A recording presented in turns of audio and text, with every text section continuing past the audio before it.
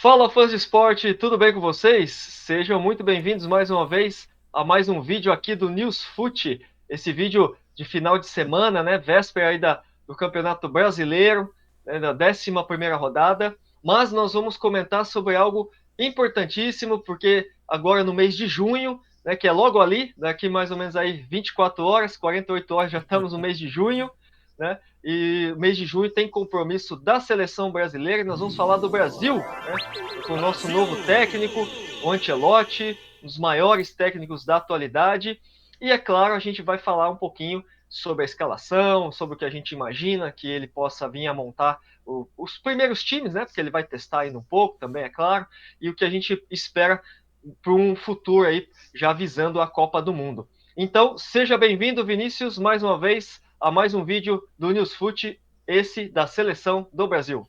Fala aí, pessoal, tudo bem? Bem-vindos a mais um vídeo no Newsfoot. É isso aí, bastante coisa pra falar, né? Não vamos xingar ninguém hoje, beleza? Já deixa o like aí, pessoal. Segue a gente nas redes sociais, que é muito importante, tá bom? E bora pra cima.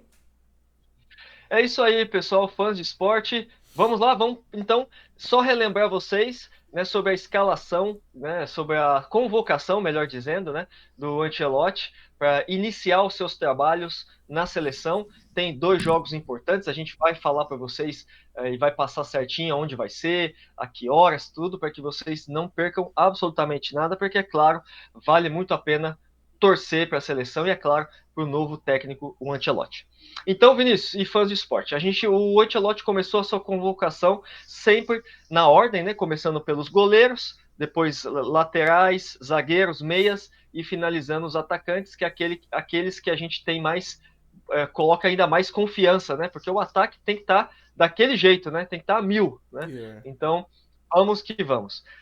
Os goleiros, então, para a gente começar. Ele chamou o Alisson, o Bento e o Hugo Souza. Então, eu achei aí bastante interessante. A gente vai falar um pouquinho também sobre isso. Os laterais, Alexandre, Carlos Augusto, Wesley e Wanderson. A zaga, Alexandre, Beraldo, Marquinhos, Léo Ortiz e Danilo. Depois os meias, Andrés. O Andrés está jogando aonde, Vinícius? Você No lembra? Fulham. O Fulham, exatamente. Andrés Santos, o Bruno Guimarães, o Casemiro, grande Casemiro, o Ederson e o Gerson.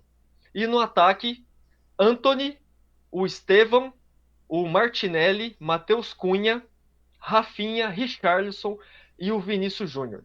Então, lá vai a primeira pergunta, Vinícius, e fãs de esporte também, aproveite aí para montar o seu time, o que você imagina que como vai começar a seleção. Vinícius, qual seria o seu time ideal para a seleção começar aí, para o Ancelotti começar a criar já o time que possivelmente pode ser aquele que vai disputar a Copa do Mundo? Assim, acredito que o meu time titular, eu acredito que não vai ser o dele, entendeu? Porque, né, senão eu ia estar lá no lugar dele, né? Mas, enfim, eu acho que ele devia começar com o Hugo Souza pra dar oportunidade, que é um moleque que vem representando a camisa do Corinthians, principalmente nos momentos que o Corinthians precisa, ele tá lá, ele não se esconde, né? Faz muita diferença. Eu fiquei muito feliz que ele foi convocado. O Bento não tinha que estar pra mim ali, tá? Porque o Bento, ao Nasser, é solteiro quanto tá casado aquilo lá, né? Pelo amor de Deus. Mas enfim, não vou fugir da sua pergunta, não.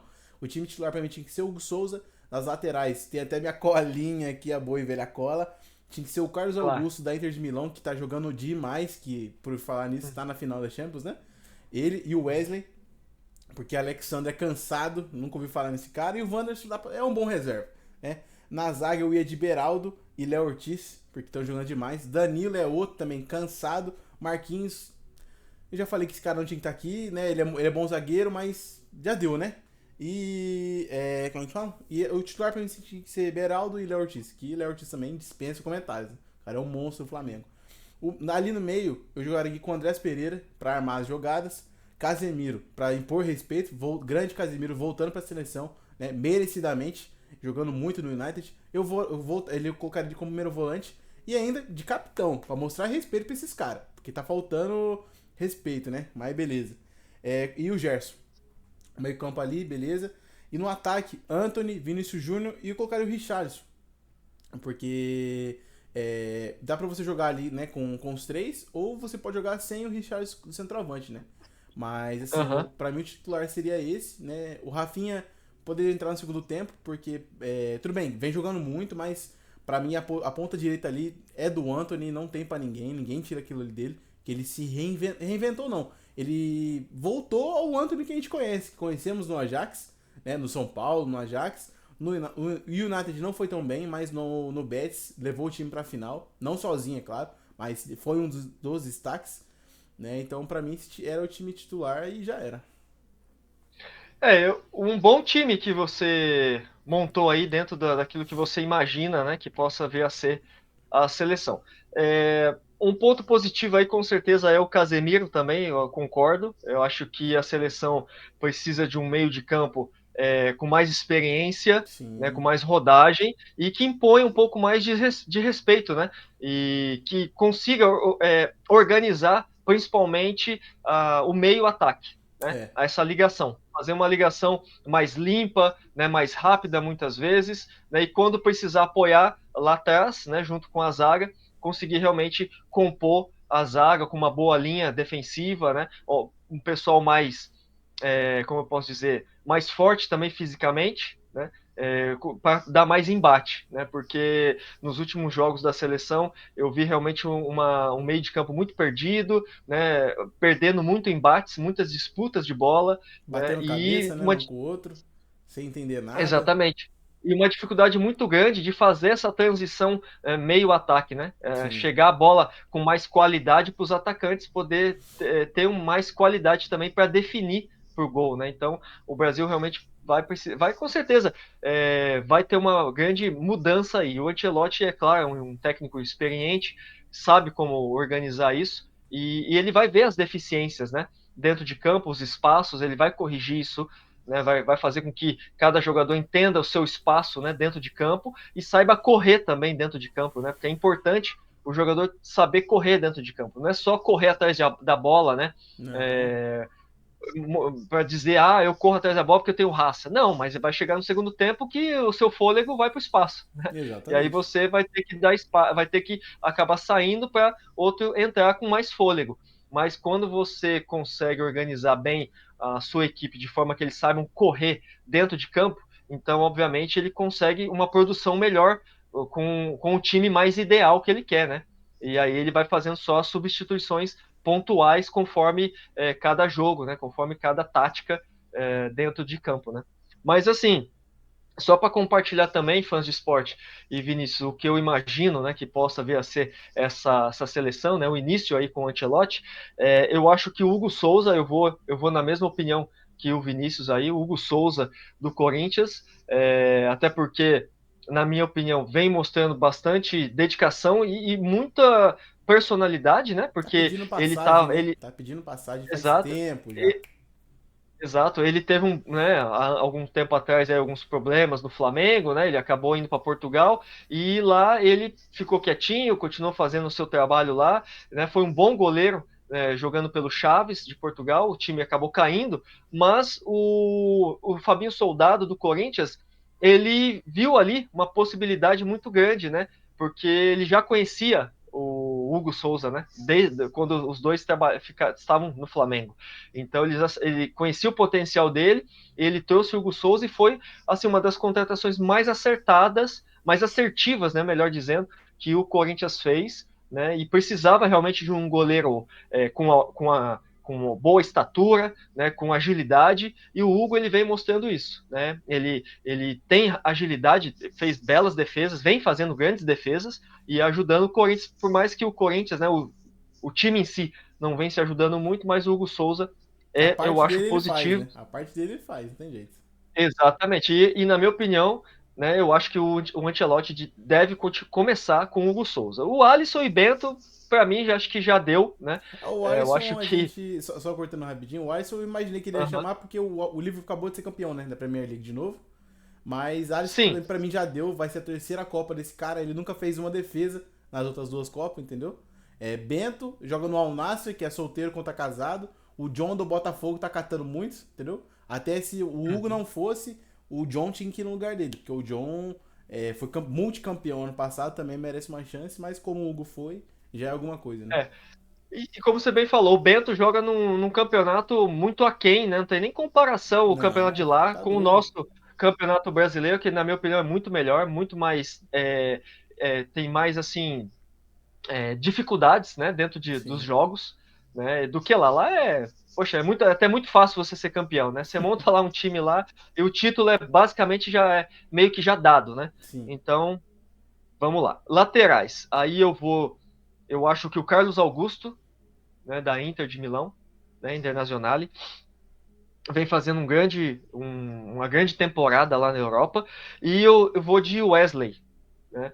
Eu acho que o Carlos Augusto joga pela esquerda, né? O Uhum. Wesley pela direita, exatamente. E aí depois na zaga, eu vou de Beraldo. Eu acho que o Beraldo também vem fazendo uma excelente temporada. Não é à toa que o PSG chegou à final da Champions, né?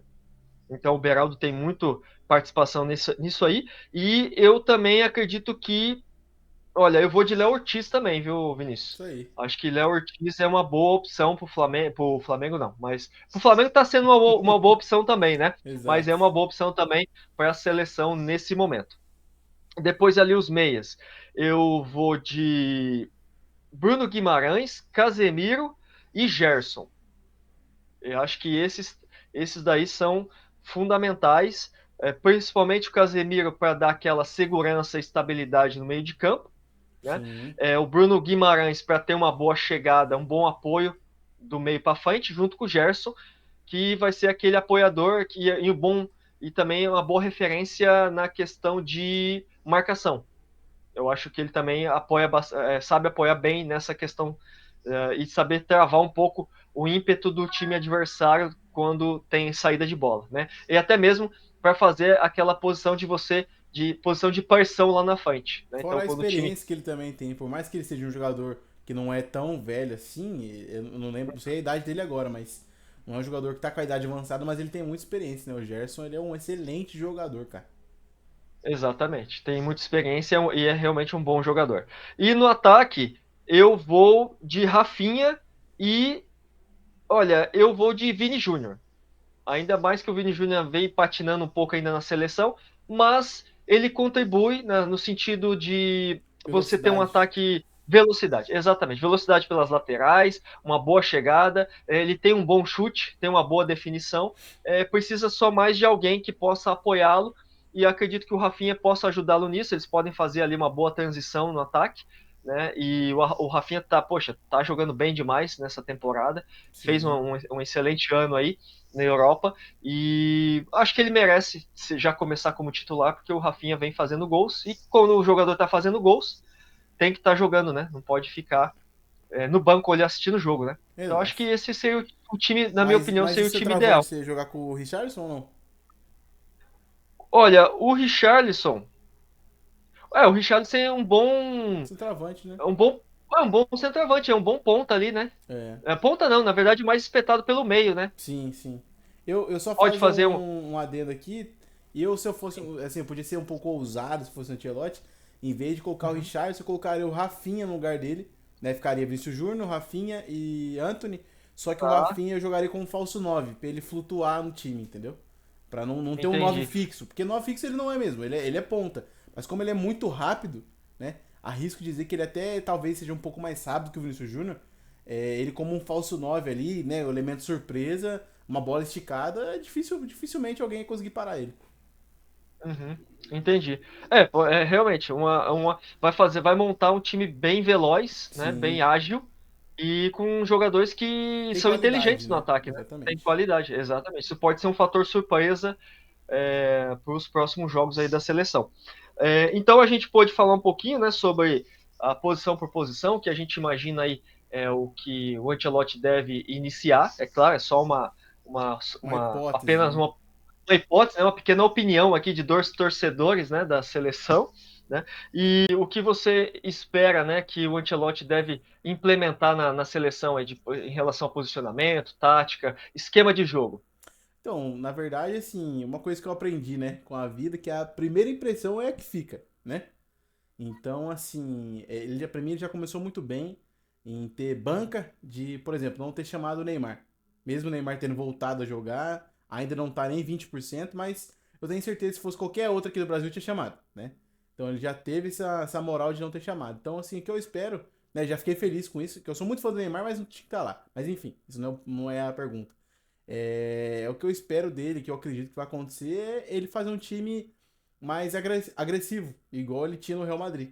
Um time que toca a bola, que tem paciência, que finaliza no momento certo, cria as jogadas, que é o que todo mundo que assiste os jogos da seleção vê isso, que ninguém cria nada, a bola não sai, não passa do meio campo, os jogadores batem cabeça, a zaga quando toma gol, um olha pro outro e fala, o que aconteceu, né? As táticas a dele é incontestável, né? Todo mundo conhece o cara. Pra mim, ele é o melhor treinador que a gente já viu, que eu já vi, aliás, né? Jogando time fora, porque é o único treinador que ganhou 5 maiores ligas. É o cara que tem 5 Champions League, 4 Mundial, Supercopa da UEFA. Então, assim, acredito que ele vai trazer muita coisa boa pra seleção. E eu já tô iludido, entendeu? Porque eu nunca vi o Brasil ser campeão. E o Hexa tá vindo aí, né?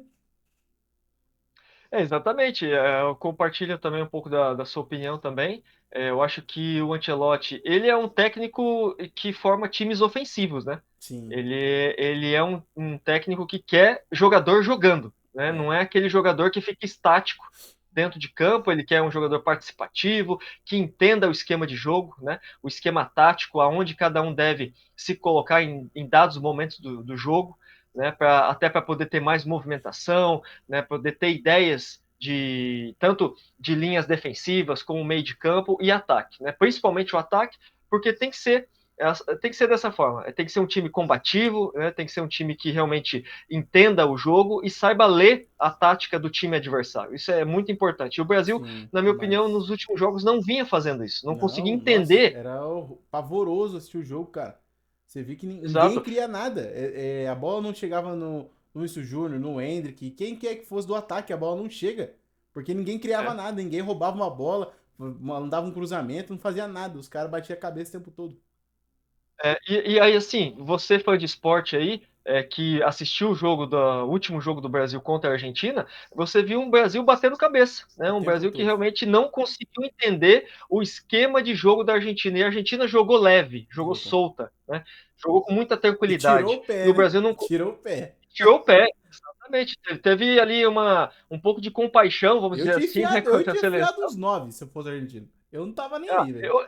eu penso assim, jogo bonito, meu amigo, é goleando, é fazendo o seu Exatamente. futebol. Não Mas interessa quem seja. Você quer fazer o espetáculo? Jogue bola. E jogue bola para ganhar, tem que fazer gol. A Argentina foi até legal com o Brasil e o Brasil realmente bateu cabeça, não entendeu o esquema tático da Argentina. E o Ancelotti precisa resgatar isso na seleção, uma seleção de jogadores que entendam o jogo, primeiramente o seu jogo e depois o jogo dentro de campo do time adversário. Uma vez o Brasil consegue fazer essa leitura, e é claro, vai ter a ajuda do Ancelotti, porque é um treinador experiente, ele vai saber falar com cada um, olha, você precisa fazer isso, faça aquilo, marca ali, encosta aqui, faça uma marcação dupla, fecha mais o meio de campo, diminua os espaços, ataque com mais velocidade, faça um pivô, né, para fazer uma tabela, alguma coisa nesse sentido, ataque mais pelas laterais, tenha mais velocidade, mais chegada diagonal. Então, enfim, tudo isso aí ele vai falar para os jogadores também, é claro, não só nos treinamentos, mas durante os jogos, e é claro, a gente vai conseguir